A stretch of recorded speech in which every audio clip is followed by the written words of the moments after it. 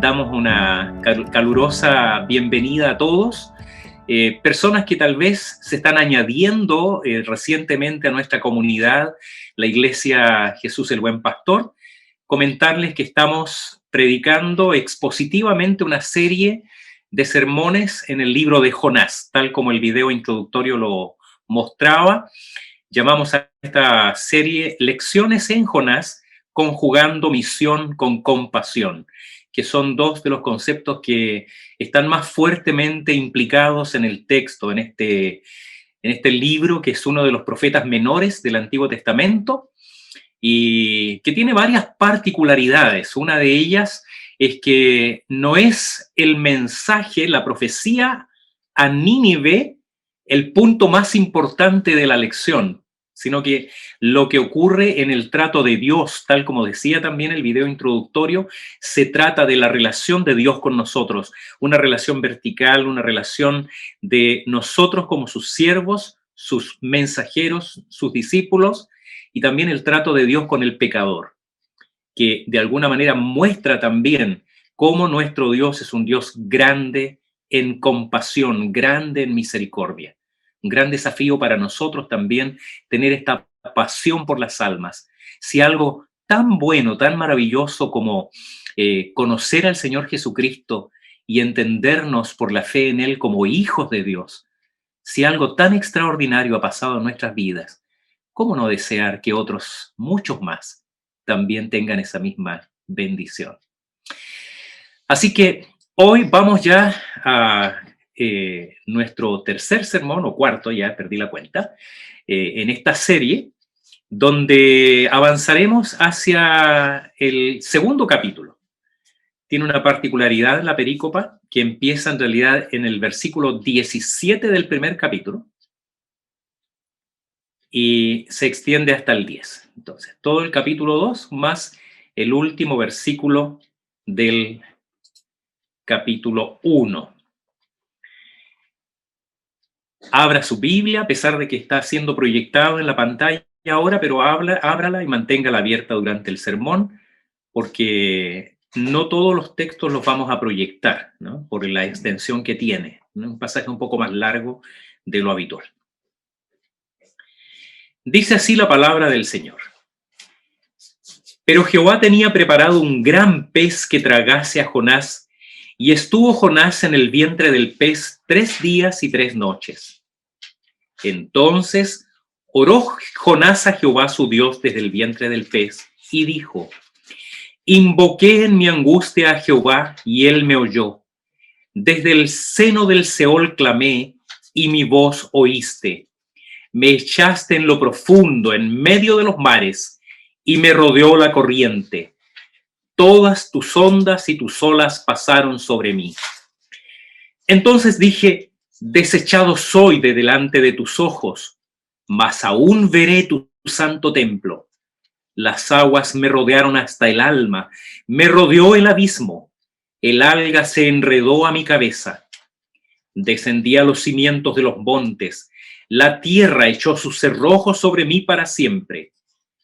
Mas tú sacaste mi vida de la sepultura, oh Jehová, Dios mío. Cuando mi alma desfallecía en mí, me acordé de Jehová, y mi oración llegó hasta ti en tu santo templo. Los que siguen vanidades ilusorias, su misericordia, la de Dios, abandonan. Mas yo con voz de alabanza te ofreceré sacrificios. Pagaré lo que prometí, las salvaciones de Jehová. Y mandó Jehová al pez, y vomitó a Jonás en tierra. Les invito a tener un momento de oración. Dios eterno, Padre celestial, te damos gracias por la palabra que hemos podido leer, y pedimos, Señor, que tu Espíritu ahora siga hablando a nuestros corazones, esa voz que no oímos audiblemente, pero que ciertamente tiene el mismo poder con que tú creaste el universo. Es tu palabra, Señor, por la que el mundo existe. Cada vida sobre la tierra existe porque tú mandaste y fue hecha.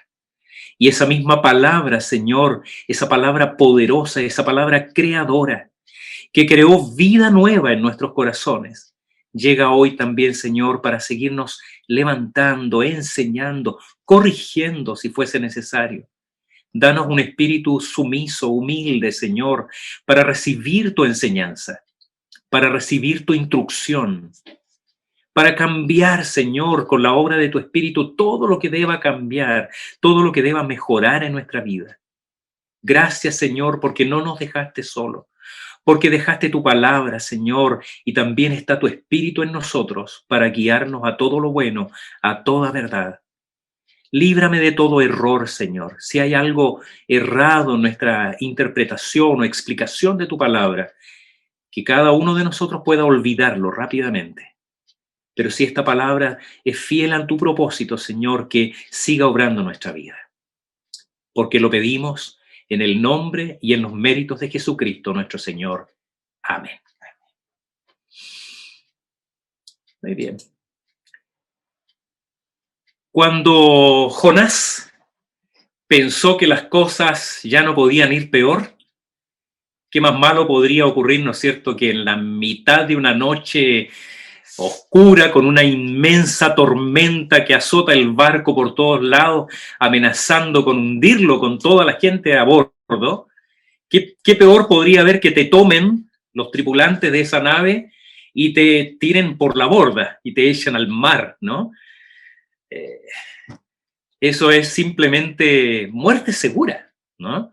Muerte segura, y no hay forma alguna de ser rescatado, humanamente hablando. ¿Mm? Lo que ocurre es algo completamente insólito, inesperado, algo que rompe o desafía nuestra lógica, desafía nuestra interpretación bíblica, pone de cabezas a liberales contra ortodoxos y algo tremendo, ¿no? Algo completamente inesperado. Cualquiera sea la explicación que se pueda dar, no era algo que ni Jonás esperaba. Él pensaba que iba a morir. Él estaba convencido de que iba a morir. Y tal vez consciente de que merecía morir. Cuando él le dijo a los hombres arriba del barco, tírenme al mar porque yo soy el responsable, él asume que su culpa estaba llevando a toda esa gente, inocente entre comillas, a la condenación, y él era el único que debía morir por desobedecer la voz de Dios. Así que cuando lo tiran al mar, él se resigna a la muerte, ¿no? No eran ellos los que merecían morir, sino él, ¿no?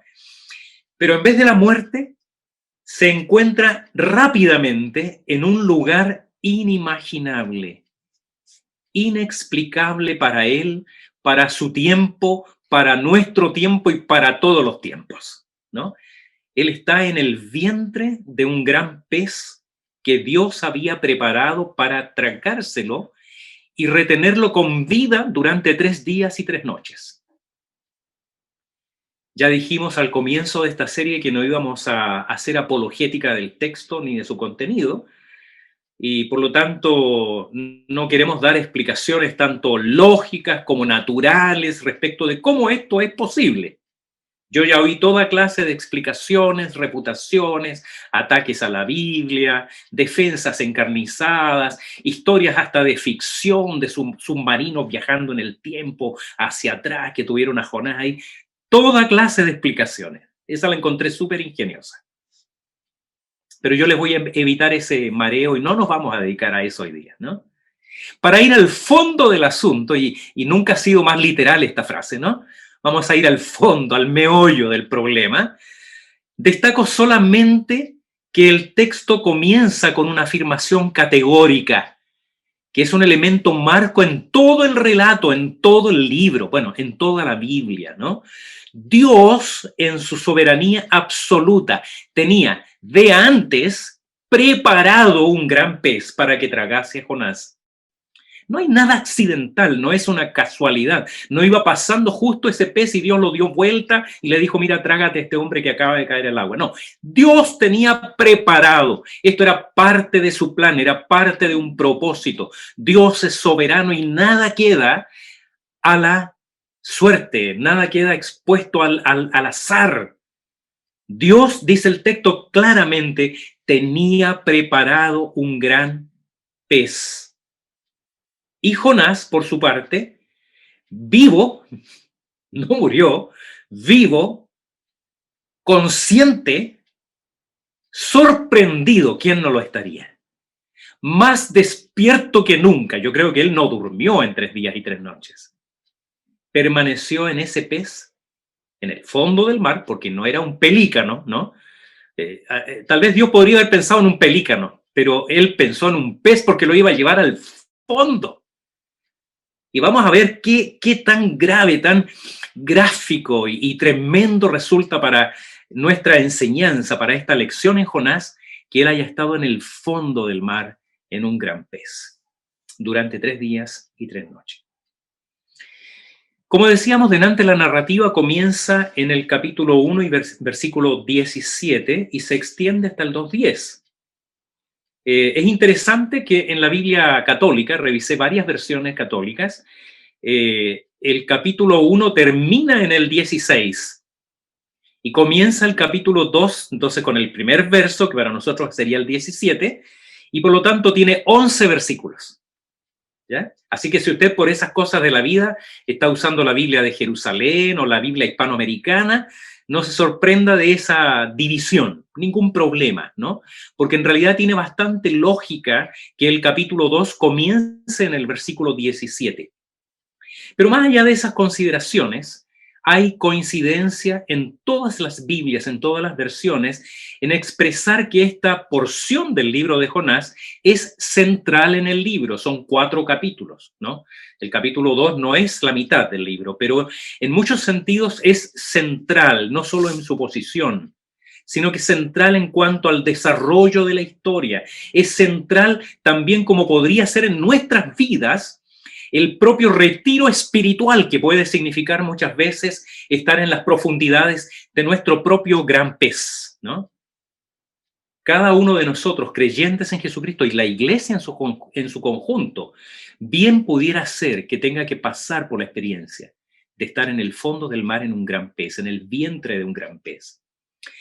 Y la razón de esto es que solo Dios sabe, ¿no?, ¿cuándo podría ocurrir en nuestra vida? En algunos casos ocurre al comienzo de un ministerio, otras veces durante la mitad de su trayectoria en la vida de la iglesia, otras veces tal vez sea al final de tu ministerio, de tu vida activa como creyente en Jesucristo, pero Dios sabe cuán necesario puede ser en la vida de los discípulos tener que pasar muchas veces en nuestra vida, o en algún momento muy especial, por esta experiencia de estar en el vientre del pez, en el fondo del mar.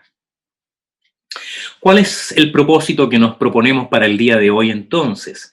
Queremos reconocer en nuestra vida la realidad o la necesidad de un verdadero retiro, ya sea forzado o voluntario, porque si no nos echan por la borda, a veces tenemos nosotros que saltar. Y eso podría ser lo más inteligente que hagas en algún momento en tu vida. ¿Para qué? Para que reconozcamos quiénes somos en realidad, incluyendo nuestra tendencia a hacernos ídolos, para reconocer quién es Dios, este Dios único y verdadero a quien servimos, siendo renovados entonces para una vida de discípulos auténticos, una vida de oración verdaderamente piadosa en dependencia del Espíritu de Cristo. Nuestro tema para hoy, si usted está tomando apuntes, y quiero recordarles que durante la semana compartimos con la iglesia un material preparado en un sitio que se llama Acceso Directo, donde usted puede imprimir hojas para tomar apuntes del sermón. Muy bueno, se lo recomiendo.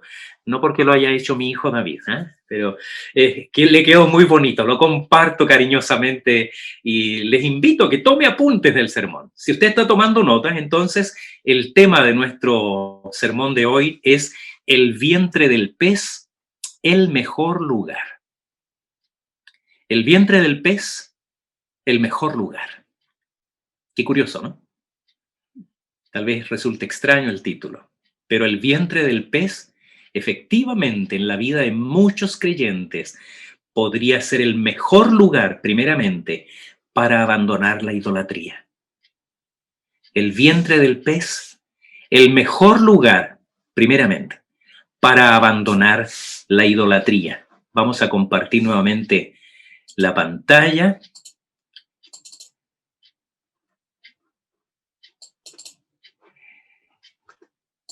Y ahí dice entonces versículos 1 al 4.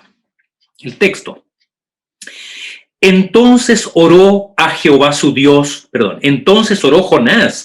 a Jehová su Dios desde el vientre del pez y dijo: Invoqué en mi angustia a Jehová y él me oyó. Desde el seno del Seol clamé y mi voz oíste.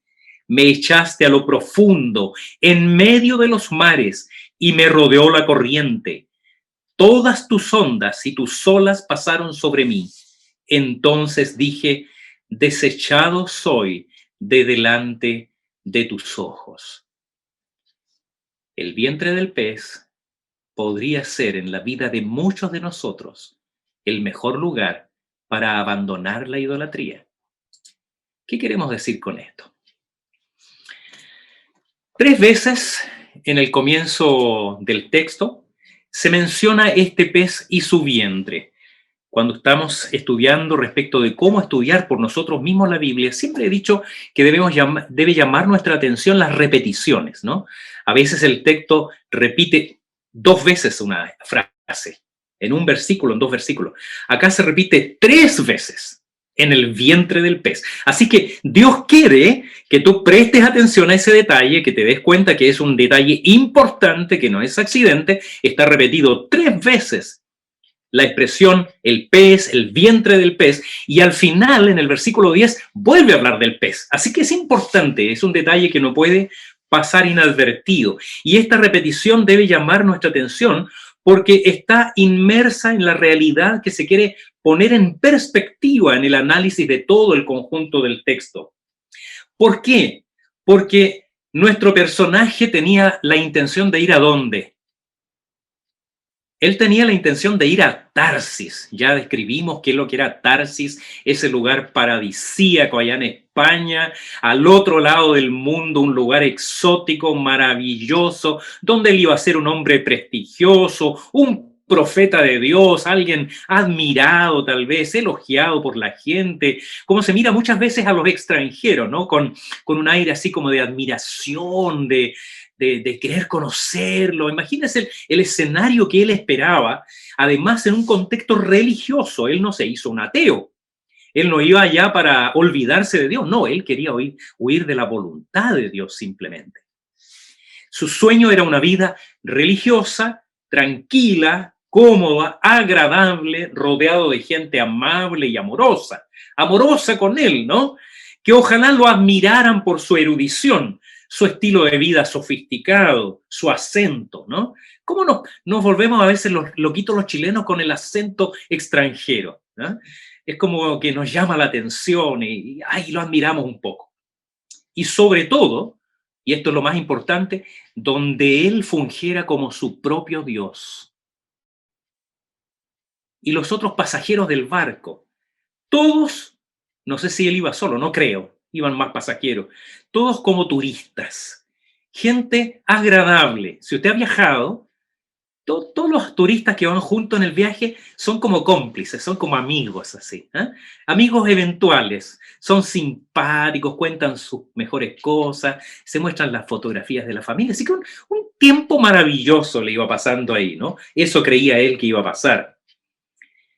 Sueña con un panorama espléndido y sobre todo muy buenas promociones en cuanto a su destino laboral, ¿no? Y esto aplica incluso a los ministros del Evangelio. También recordarán que dijimos que el primer domingo que Tarsis bien podría representar a una iglesia con un hermoso templo, buenos instrumentos musicales, cómodo, con aire acondicionado ahora. Tenemos un lugar maravilloso, todavía no lo usamos, pero ahí está, aire acondicionado, con un lindo programa, una liturgia maravillosa y donde todo funciona tan bien que Dios parece no ser necesario. ¿Qué obtiene Jonás a cambio? Un lugar en el vientre del pez, un lugar de confinamiento, apartado del mundo, restringido, muy lejos de ese horizonte promisorio que él soñaba, tan propio de la cultura occidental, lo que los gringos llaman el sueño americano, ¿no? Que aunque lo nieguen los latinos también lo soñamos, ¿no? No le llamaremos así, le pondremos otro nombre, como sea, pero porque lo tenemos o porque no lo tenemos, lo soñamos y lo admiramos igual. En vez de ese lugar excitante, esplendoroso, gratificante, termina en un lugar oscuro, húmedo, fétido, peligroso. Y no sé si tú ya lo pensaste alguna vez o soy yo nomás el que tiene estas ideas medias macabras, pero ese lugar tenía solo 2 salidas. Y gracias a Dios, Él fue tan misericordioso que permitió que el pez lo regurgitara en la playa, ¿no? La otra habría sido muy, muy desagradable. Un lugar horrible, nada de maravilloso, ¿no? Dios fue misericordioso con él a pesar de todo, de ponerlo en ese lugar.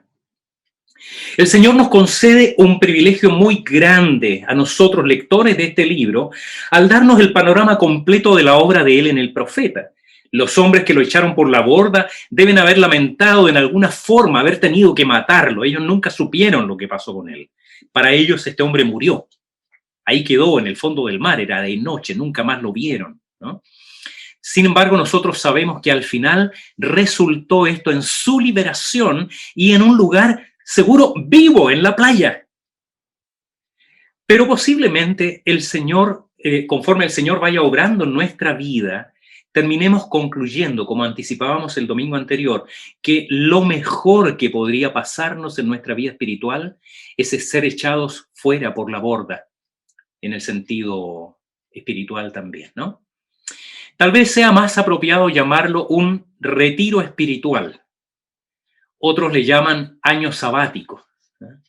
Me voy a tomar un año sabático. Se puso muy de moda ese concepto hoy día. Cuando yo era niño, joven, no se hablaba de aquello, ¿no? Pero hoy día es muy común y todo el mundo quiere un año sabático. Otros le dirían ascetismo monástico, ¿ya? Irse a un monasterio, apartarse del mundanal ruido, entrar en el contexto, ¿no es cierto?, de un lugar cerrado, un claustro, ¿no?, donde yo pueda tener un retiro espiritual, tal vez especialmente en el contexto católico romano.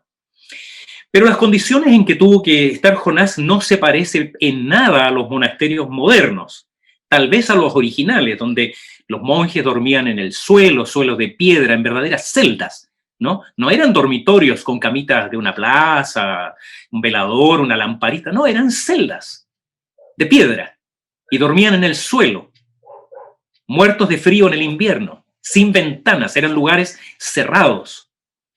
Practicaban también largos ayunos y oración, e incluso autoflagelación, sumado a trabajo intenso. Yo recuerdo un monje benedictino que conocí en el contexto de mi trabajo anterior, mientras le atendía por un tema en su espalda. Este monje se llamaba Juan, nos hicimos muy amigos, mantuvimos incluso algo de correspondencia un tiempo, y él estaba entonces en el convento de San Benito, ahí en Las Condes. De hecho, me invitó a conocerlo, el lugar, nunca fui, pero vi fotografías y es un lugar precioso, ¿no? Es un monasterio construido por un arquitecto famoso, con sistemas de luz indirecta, una iluminación maravillosa, un lugar, yo diría, turístico, ¿no? Maravilloso, lindo.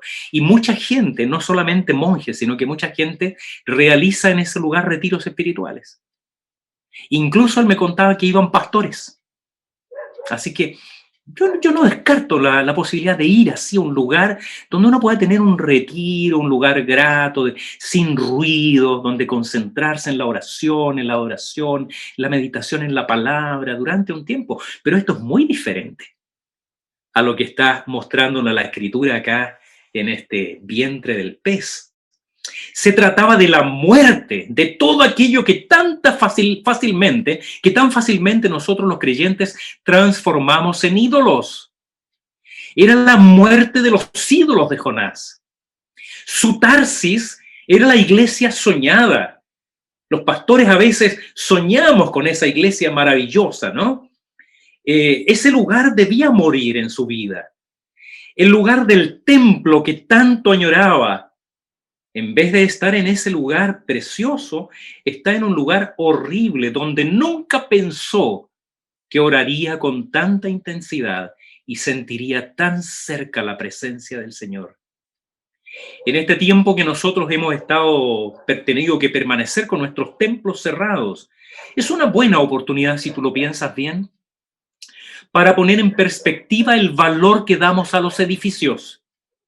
Porque cuando comenzamos sutilmente a experimentar la espiritualidad cristiana solo los domingos cuando voy al templo, y no hay en mi vida un culto diario, personal, íntimo, en comunión con el Señor por medio de la oración y la lectura de la palabra, es muy probable que estemos haciendo del templo un ídolo, donde yo necesito ir una vez a la semana a sacrificar, ¿no?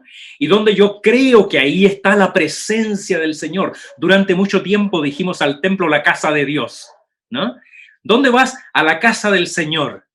Y algunos llegan a pensar que los muros, no sé, tendrán algo de impregnada al Espíritu Santo, que el aire dentro del templo es un aire santificado, purificado, ¿no? Que ahí se respira una atmósfera de santidad que me envuelve y que yo necesito volver a ese lugar. Por eso es tan necesario que algunos pastores y hermanos nuestros, no sé si están hermanos, se están reuniendo clandestinamente, ¿no? Eso es más importante porque el templo, la congregación, la reunión presencial es importante. Es muy probable que hagamos de ídolo no solo el templo, sino que la liturgia, el coro, los instrumentos e incluso hasta la predicación. ¿No fue lo que pasó en Israel cuando Moisés estaba en el monte recibiendo los mandamientos de la mano de Dios? ¿Qué hizo el pueblo de Israel? Hermano, no estamos hablando de un pueblo pagano. Ellos no eran gente que no conociera la Escritura. Durante siglos ya habían adorado al único Dios Jehová. Y cuando Moisés, el líder, se aleja y quedan solos y se sienten que no tienen ese lugar, esa presencia de Dios, obligan prácticamente al sacerdote Aarón a construirle un becerro de oro, un ídolo que aunque tenía forma de becerro, para ellos es Jehová. Entonces Aarón les dice, haremos fiesta a Jehová. Y Jehová entonces estaba representado en ese becerro de oro. Esto es impresionante, hermanos amados. Es una terrible realidad que nosotros no podamos ser jueces tan severos de esos creyentes israelitas que pecaron tan gravemente cuando tendemos nosotros a hacernos ídolos con tanta facilidad. ¿Y qué vocación de Aarón tienen algunos pastores? ¿Qué vocación de Aarón tienen algunos pastores? Fabricándoles ídolos para que otros se postren delante de ellos, diciéndoles ahí está Jehová. Por otra parte, Jonás había hecho de su ego su propio Dios. ¿No eligió él huir de la presencia de Dios? Dijimos que presencia era en realidad sinónimo de la faz de Dios, de la mirada del Señor. Eso es muy interesante porque él eligió huir de la presencia de Jehová para vivir su religiosidad a su manera, haciendo su voluntad y no la de Dios. Y no puede ser más significativo, hermanos, que queriendo huir de la faz de Dios, de la mirada del Señor, ahora dice, desechado soy de delante de tus ojos. Fíjese en eso. Ahí en el texto, desechado soy de delante de tus ojos. Ahora él llora porque no están los ojos del Señor mirándolo. Él lamenta que la mirada del Señor parece estar distante de él en este momento, cuando él es el que neciamente se había apartado de la mirada del Señor, creyendo de una manera absurda que podemos evitar los ojos de Cristo. Pero el Señor en su misericordia permitió a Jonás ver las cosas ahora en la perspectiva correcta. No hay más Dios que el Señor. Mi denominación puede ser muy buena. Yo amo a la iglesia presbiteriana. Muy saludable en doctrina, celosa para acusar a los falsos profetas, pero mi denominación no es Dios. Mi iglesia local puede tener un hermoso templo, estar creciendo, plantando iglesias, evangelizando, enviando misioneros y proveer un grato espacio para la comunión, de acogida, de servicio. Pero mi iglesia local no es Dios. El ministerio al que fui llamado o los dones que el Señor puso en mí para usarlo en beneficio de los hermanos, tal vez sean de mucha bendición y hasta recibamos constantes elogios por tus talentos, tus habilidades, tu consagración, tu fidelidad al Señor y hasta te admiren.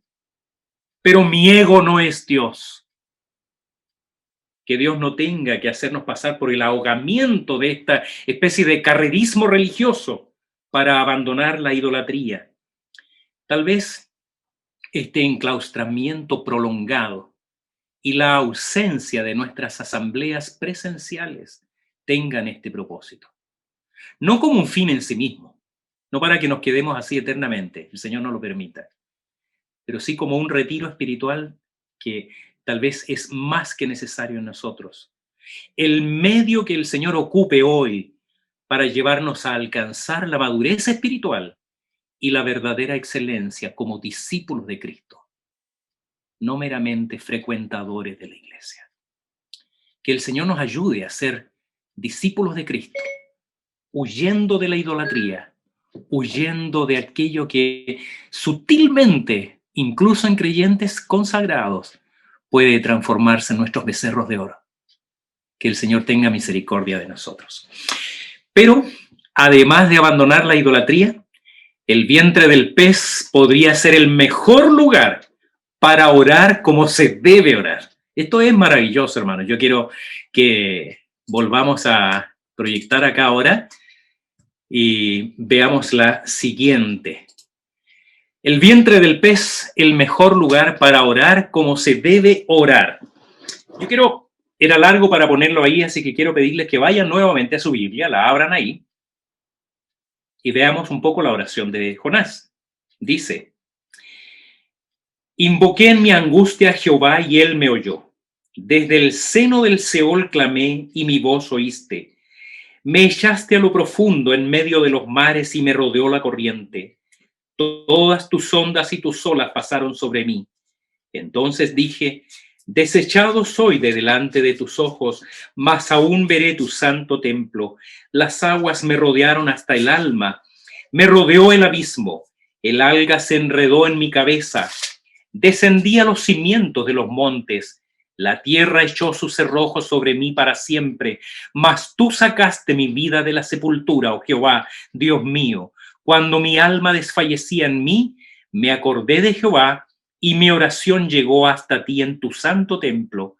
Los que siguen vanidades ilusorias, su misericordia abandonan, mas yo con voz de alabanza te ofreceré sacrificios, pagaré lo que prometí, la salvación es de Jehová. La salvación es de Jehová. La narrativa continúa ahora registrando para nosotros, por el Espíritu Santo, esta oración de Jonás en el vientre del pez. Hay muchas preguntas que podríamos hacernos respecto de esta oración, de este texto, ¿no?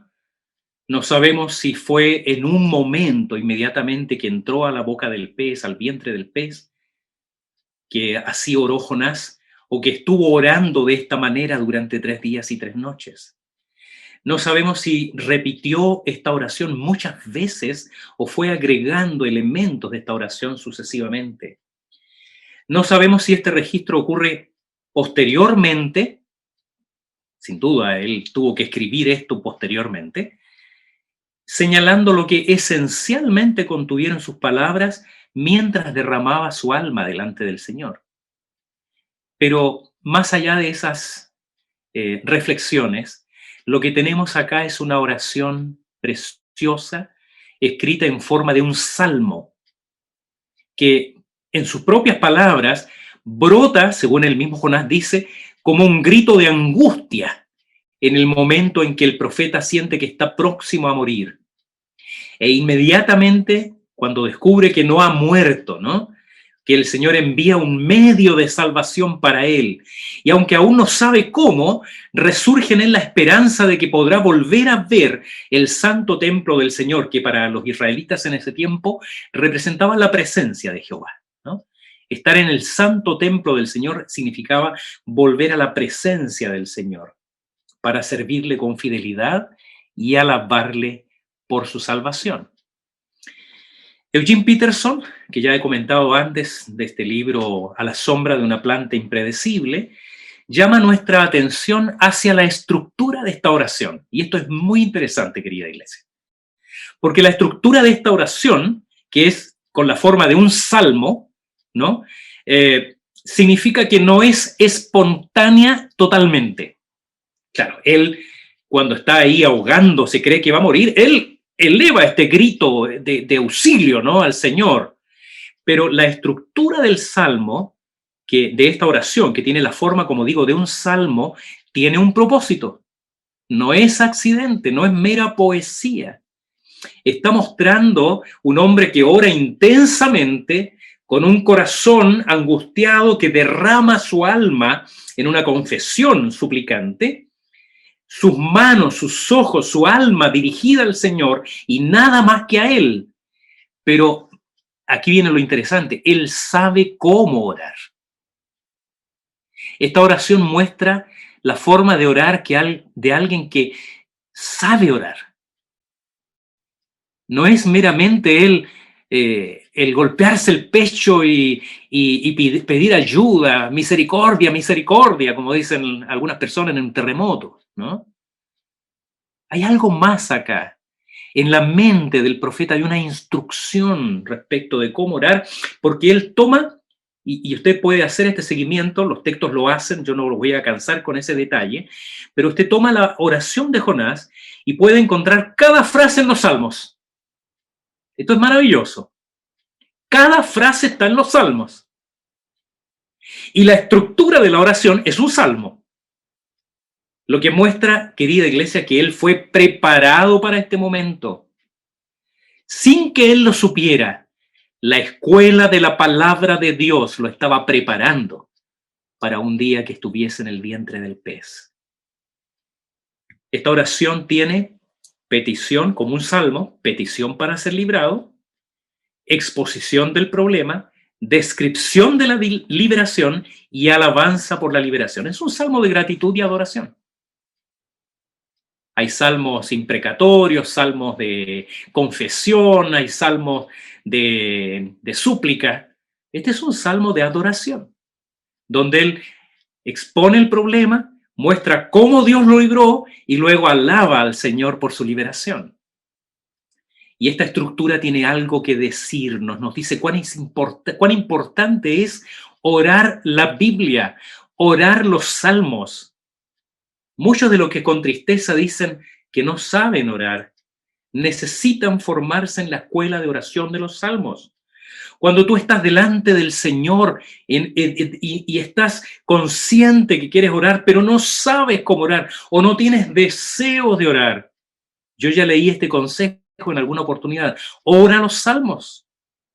Deja que el Espíritu Santo que inspiró cada palabra de los salmos ore por ti. Aquí están estos gemidos indecibles del Espíritu, porque cada uno de los salmos es palabra del Espíritu Santo. Siempre será mucho mejor eso que entrar en vanas repeticiones, porque si repites los salmos, hasta memorizarlos incluso, no serán vanas repeticiones, como enseña el Señor a sus discípulos, sino que es la manera más provechosa de orar, pues estás orando con las palabras del propio Espíritu de Dios. Muchas veces estamos solos, en silencio, y sentimos que el pozo es demasiado profundo para sacar el agua espiritual. Esos son los salmos, son como el balde con el que tú puedes bajar a las profundidades de las riquezas de Dios para sacar esa agua viva que llena y satisfaga tu espíritu, el agua de vida prometida por el Señor. Y repítalos hasta aprenderlos de memoria. Memorice los salmos. Pecador como soy, ya memoricé completo el Salmo 51 de tanto repetirlo, de tanto orarlo. Aprendí la versión Reina Valera 60, ¿eh? Así que no sé si algún día actualizaré esa versión en mi memoria. Pero entonces puedo orar el Salmo 51, poniendo cada palabra en mi corazón como propia. Uno de mis primos, que ya está en la presencia del Señor, Juan Leiva, me contaba su testimonio de conversión. Él dice que se encontró un día en una UTI, conectado a cuánto cable y tubo se puede tener a una persona conectada. Abrió los ojos y tomó conciencia de dónde estaba ahí. Después de haber chocado su auto, borracho por enésima vez, había tenido un pésimo modo de vida, lejos de Dios, lejos de la fe, lejos de la palabra, aun cuando había sido criado en la infancia por su madre, mi tía querida, mi tía Berta, en los caminos del Señor. Y ahí en ese lugar, cuando él abre los ojos y toma conciencia de dónde está, vinieron a su mente las palabras del Salmo 23, que repitió una y otra vez. No tenía nada más que hacer. Y la palabra del Señor transformó su corazón.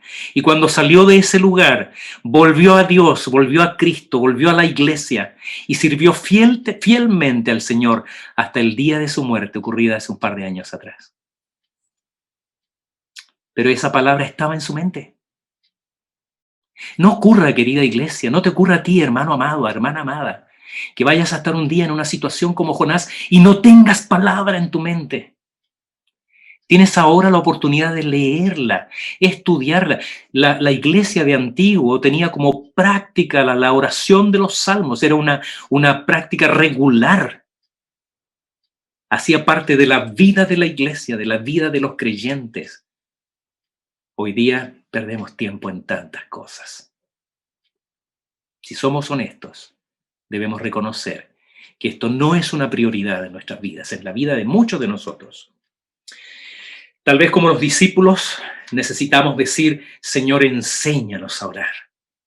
Y si decimos, Señor, enséñanos a orar, estate preparado, porque puede ser que el Señor te mande al vientre del pez para que ahí aprendas a orar, como Jonás oró. Dios no lo permita, que tengas que pasar por una prueba tan difícil, tan dura en tu vida, que entonces clames de verdad, que entonces derrames tu alma, que entonces confieses en realidad tus pecados y clames pidiendo la ayuda del Señor y la transformación de tu corazón. ¿Por qué no hacerlo ahora? Como le decía a la iglesia el domingo pasado, mejor ser blanditos, ¿no? Mejor ser blanditos con Dios. Señor, ahora enséñame a orar y no tenga yo que pasar por esas pruebas tan difíciles para amar tu palabra, para ponerla en mi corazón. En mi corazón he guardado tus dichos para no pecar contra ti. Salmo 119, versículo 11. El Salmo 130 dice, de las profundidades, Señor, a ti clamo, de lo profundo, ¿no? Que el Señor nos lleve a lo profundo de nuestro corazón, a ese encuentro personal con Él. Pero finalmente, querida iglesia, el vientre del pez tal vez sea el mejor lugar para empezar una vida fructífera. El vientre del pez tal vez sea el mejor lugar para empezar una vida fructífera. Dice la palabra, mas yo con voz de alabanza te ofreceré sacrificios, pagaré lo que prometí, la salvación es de Jehová. Y mandó Jehová al pez y vomitó a Jonás en tierra. Quiero destacar la expresión la salvación es de Jehová, ¿no? En este texto ocupa un lugar destacado. Pareciera fuera de contexto, pareciera una frase agregada, pero es clave para entender la transformación que se operó en la vida de este profeta. No solo por su experiencia personal, no solo por lo que él estaba viendo en su propia vida, la salvación de la mano del Señor de una manera poderosa, sino porque él tomó nueva conciencia de que la obra que Dios va a hacer es él el que la hace y nosotros meramente instrumentos en sus manos. La iglesia es instrumento del Señor, el creyente, el discípulo, el misionero es meramente instrumentos del Señor. Dios lo hará de una u otra forma, contigo o sin ti. pero la salvación es de Jehová. Hay un momento muy especial en la oración de Jonás en que él alcanza la convicción de que no moriría, que aún vería el templo del Señor, como decíamos, símbolo de la adoración comunitaria, de estar en la presencia del Señor con el pueblo de Dios, donde él podría alabarle y servirle como había prometido hacerlo, antes de que le pidiera el Señor esto de ir a Nínive. Además, renunciando a toda idolatría denominacional, local y de su ego, él hace esta declaración poderosa: la salvación es de Jehová. ¿Qué soy yo? Un instrumento en sus manos. ¿Qué es el templo? No es la casa de Dios, como decíamos, como si tuviese Dios impregnado en sus paredes, ¿no? Ni el aire un lugar santificado. ¿Qué es mi denominación y la iglesia local? Agentes de Dios para el cumplimiento de la gran comisión: llevar el evangelio a todas las naciones. Entonces el Señor hizo todos los arreglos para que la misión fuese exitosa, partiendo por su liberación. Va el pez y lo deja en la playa. En una playa que probablemente estaba un poco al norte de Jerusalén, para que él pudiera tomar una caravana e ir un largo camino hasta Nínive. Pero de Tarsis lo pone en la dirección correcta, ¿no? En la playa de Palestina, para que caminara en camello, caballo, no sé, hasta Nínive. La dirección correcta. En la escuela de Cristo, querida iglesia, el confinamiento es para la espiritualidad cristiana lo mismo que el entrenamiento es para el atleta. Muchas veces, a través de un duro y a veces prolongado entrenamiento, el creyente recién está en condiciones de dar sus mejores frutos. Muchos creyentes en la Escritura y en la historia de la Iglesia experimentaron este confinamiento antes de rendir su mejor servicio al Señor y a su Iglesia. Ya mencionaba el domingo pasado el caso de Pablo. El apóstol Pablo tuvo que estar 14 años en Tarso. Perdonen la expresión, arranado, ¿no? No se sabe nada de él. Sí, algunos dicen que estudió, que aprendió, que perfeccionó su teología, pero lo concreto es que cuando él creía que el Señor lo iba a mandar de inmediato a servir, los hermanos de Jerusalén le dijeron: ¿sabe qué? No, tranquilo, váyase ya a su casita. Y lo más grave de todo para la perspectiva de Pablo, el evangelio siguió progresando sin él, ¿no? La iglesia siguió evangelizando, se convirtieron miles de personas sin la participación de Pablo, incluso la gran iglesia de Antioquía, hasta que su amigo, misericordiosamente, su amado hermano Bernabé, lo va a buscar allá a Tarso y le dice: ya, compadre, tranquilo, ya terminó su encierro, vamos a trabajar. Y se lo lleva a ayudarlo ahí a Antioquía a capacitar a los discípulos. 14 años. Juan el Evangelista escribe Apocalipsis y muy posiblemente el Evangelio de Juan, que sería el último libro en ser escrito en la Biblia. ¿En dónde? En un destierro en la isla de Patmos. Juan Bunyan, saliéndonos de la Escritura, el autor de El progreso del peregrino, se cree que hizo los primeros apuntes, el material de su libro, entre sus 2 encarcelaciones, donde estuvo 12 años preso por predicar públicamente el Evangelio. Martín Lutero tradujo la Biblia, el Nuevo Testamento, especialmente al alemán, durante su encarcelamiento voluntario, donde lo lleva para proteger al castillo de Wartburg. Ahí lo puso el príncipe Federico el Sabio durante un tiempo. Y él, aunque dicen que le hizo mella en su ánimo, en su carácter, ¿no? Estar ahí encerrado, pero usó ese tiempo de enclaustramiento para producir una obra magnífica, que fue tal el impacto que tuvo en Alemania, que se dice que fue el elemento que sirvió para homologar, para perfeccionar el alemán hasta el día de hoy. Fue tanta la difusión del Nuevo Testamento alemán de Lutero que sirvió para dar las normas básicas del idioma alemán, que en ese tiempo todavía era bastante desperdigado al parecer. Y en nuestro tiempo hay pastores misioneros, uno de ellos que admiro mucho, el pastor Ronaldo Lidorio. Espero que tengamos como iglesia el privilegio de conocerlo muy pronto. Hay planificada una invitación para que él venga a Chile Estaba pensado el año pasado, no sé si este año o el próximo, ¿no? Pero este querido, amado pastor que admiro mucho, pastor de la Iglesia Presbiteriana de Brasil, que ha llevado el Evangelio al África y ha trabajado entre las tribus no alcanzadas en la Amazonía. Él contaba que una de las tantas veces que estuvo con malaria, no ha hecho malaria una vez, muchas veces. En ese tiempo de enfermedad, él aprovechaba de traducir el Nuevo Testamento al idioma de los Concomba para bendecir a los pueblos ahí de África, de Ghana especialmente. Confinamiento forzado, una producción maravillosa.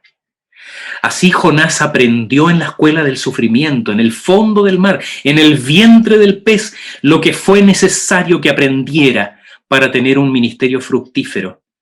No diremos que estuvo exento de errores, porque algunos comentarios dicen que se equivocó 2 veces, cuando desobedeció y cuando obedeció también se volvió a equivocar, ¿no?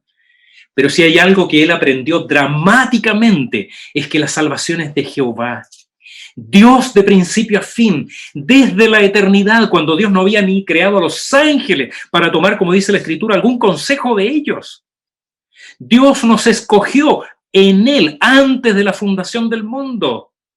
Nos amó antes de siquiera nosotros estar en proyecto. Desde el principio, y luego enviando a su Hijo Jesucristo para nacer como uno de nosotros, para tomar nuestro lugar, para cargar nuestros pecados sobre sus hombros y morir en esa cruz. Esa maravillosa obra de la resurrección para mostrar el poder salvador de Dios, y que es cierto que Él derrotó el pecado y la muerte, hasta la redención final de toda la humanidad redimida, de todos sus redimidos en la instauración de su reino. Todo es obra de Jehová. De Jehová es la salvación. Charles Spurgeon decía, ¿quién es un reformado? Esto es muy interesante. Se pueden dar muchas definiciones de qué es un reformado en doctrina. Pero ¿saben lo que él decía? En muy pocas palabras, reformado es uno que afirma que la salvación es de Jehová. Reformado es uno que afirma que la salvación es de Jehová. No es el mensajero, sino el que envía. No depende de la voluntad del que predica ni del que oye, sino del Señor. Así lo dice Romanos 9:16. Así que no depende del que quiere ni del que corre, sino de Dios que tiene misericordia. Así que, ¿quieres tener una vida fructífera en cuanto a los dones que el Señor puso en tu vida? Comienza por agradecer el tiempo de prueba y reconoce que el Señor es el autor de toda salvación. ¿Quieres tener un ministerio exitoso, cualquiera sea el llamado que Dios tiene para ti? Considera el retiro y el tiempo de preparación como lo mejor que te podría pasar y permite que el Señor te guíe a través de esa experiencia, a través de ese tiempo de escuela, porque Él es el mejor maestro para el que está en ese retiro, hasta que estés listo para servir al Señor en su viña. No sé cuál es para ti el vientre del pez. Eso es algo que queda entre tú y el Señor. Pero cualquiera que sea un lugar, una circunstancia, un tiempo en tu vida, dale gracias al Señor, porque bien podría ser el comienzo de una vida verdaderamente fructífera, para la gloria del Señor. El Señor, como lo hizo con Jonás, te pondrá poderosamente en la dirección correcta. Podríamos concluir recordándonos brevemente lo que acabamos de aprender sobre lo que significa estar en el vientre del pez, tratándolo como un retiro forzado de Dios o voluntario en obediencia a Dios, como una oportunidad para abandonar toda idolatría, como una oportunidad para aprender a orar como nunca lo hicimos antes, o como una oportunidad para comenzar un ministerio verdaderamente fructífero. Sin embargo, diciendo todo eso, yo no puedo dejar de señalar que el mismo Señor Jesucristo nos enseñó que hubo en su ministerio su propio vientre del pez. Y esto es algo precioso, hermanos, que no podemos olvidar. En el Evangelio de Mateo, capítulo 12, versículos 38 al 40, dice así: Entonces respondieron algunos de los escribas y de los fariseos diciendo: Maestro, deseamos ver de ti señal. Él respondió y les dijo, la generación mala y adúltera demanda señal, pero señal no les será dada, sino la señal del profeta Jonás. Porque como estuvo Jonás en el vientre del gran pez 3 días y 3 noches, así estará el Hijo del Hombre en el corazón de la tierra 3 días y 3 noches. En los próximos días estaremos celebrando, recordando, ya lo decía nuestro hermano en su oración hoy día, el Domingo de Ramos, como dice el mundo católico romano, ¿no? Entrada triunfal de Jesucristo en Jerusalén, el comienzo de su pasión. Aquí comienza todo, acá está el centro de la historia, acá está el cumplimiento de la misión que él traía. Él ora durante esta semana diciendo, Padre, he cumplido lo que me pediste que hiciese. Él vino a morir por nosotros. Días de la pasión y día de la resurrección de nuestro Señor y Salvador Jesucristo el próximo domingo. Entonces, no veas a la sepultura del Señor, especialmente cuando vivas el Sábado Santo. Peterson dice que uno de los grandes pecados de la humanidad cristiana, del mundo cristiano, es que consideramos el sábado como un día casi sin importancia. No, y no pasa nada, ¿no? Un día, hay que reconocer, el mundo católico romano lo vive con un poco más de recogimiento, ¿no? El Señor está en la tumba, hay silencio. Pero no es meramente el cumplimiento de la profecía, o no es meramente la señal del profeta Jonás. Piensa en esto, el Señor murió. El Hijo de Dios, Dios encarnado, pasó por la muerte. Y fue como dice el credo, fue crucificado, muerto y sepultado. Descendió al Hades. Y cuando Él muere, hasta la tierra tembló. Y el sol se oscureció, el cielo se nubló.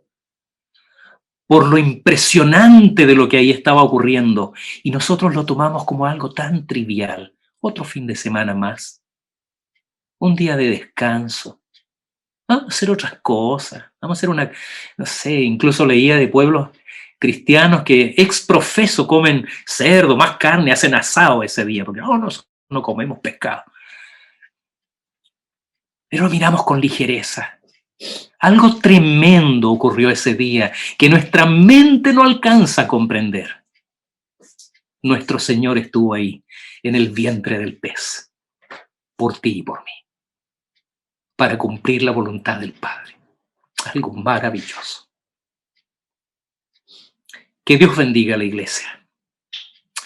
Si tú aún no has en tu vida experimentado lo que significa el nuevo nacimiento, recibir a Jesucristo el Señor como tu Señor y Salvador.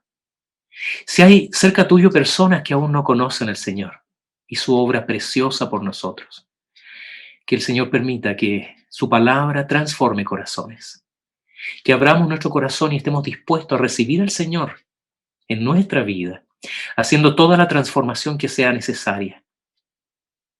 El Señor quiere hacer grandes cosas contigo. Tal vez a través de pruebas, sufrimiento. La escuela de Cristo es dura, a veces rigurosa, ¿no? Pero el Señor sabe lo que hace. La salvación es de Jehová.